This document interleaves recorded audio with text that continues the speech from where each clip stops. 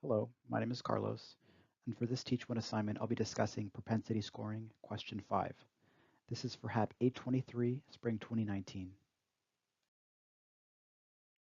Question 5 states, the following data have been taken from nurses rounding a facility. The time they spent with patients has been recorded. In addition, several characteristics of the patients have also been recorded and standardized. Do any of the nurses have a significant impact on overall satisfaction in the unit?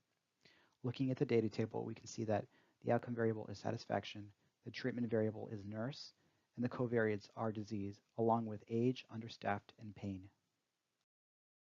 To answer this question, we can use propensity scoring matching, which estimates the effect of a treatment by accounting for covariates that predict receiving the treatment. Propensity scores can be used as weights to account for selection assignment differences between treatment and comparison groups. One of the advantages of this approach is that all the individuals in the study can be used for the outcomes evaluation.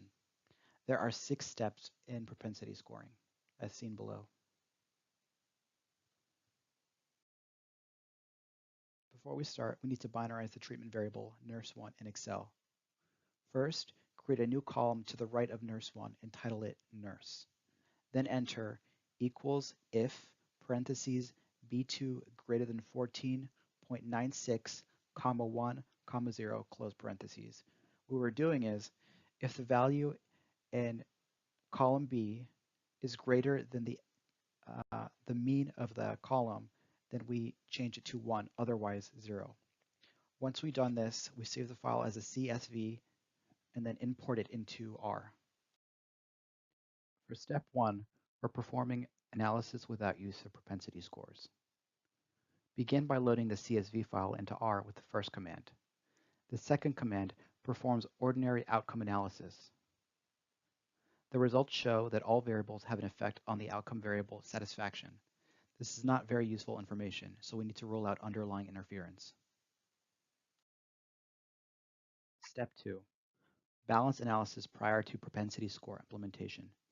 This step is intended to assess the degree of bias between the groups before the propensity score is incorporated in the analysis. This step also helps to assess the degree of improvement after propensity scores are included.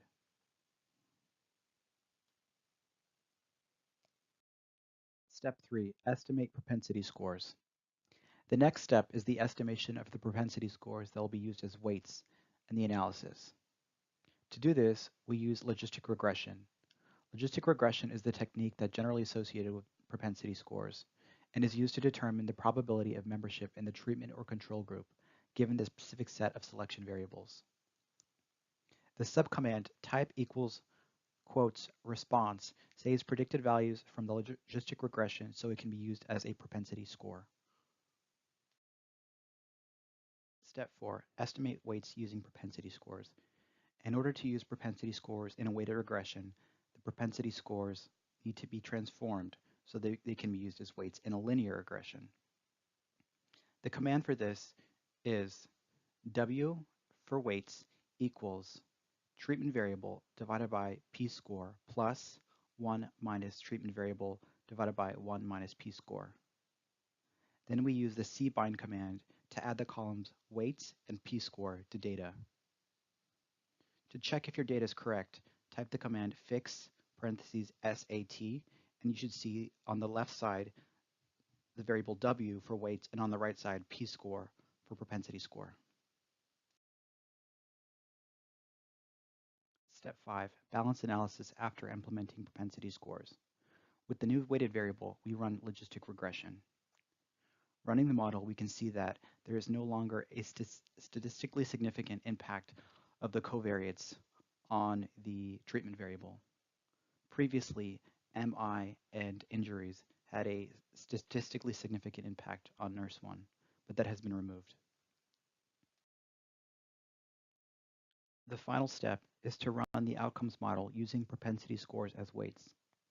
The outcome variable is included to see if nurse1 has a statistically significant influence on satisfaction. Looking at the data, we can see that the p-value for nurse1, 0.0169, is less than the alpha value, which indicates that nurse1 is statistically significant on the outcome variable satisfaction. To answer the question, does nurse1 have a significant overall impact on satisfaction in the unit? Yes. This concludes the presentation. Thank you for watching.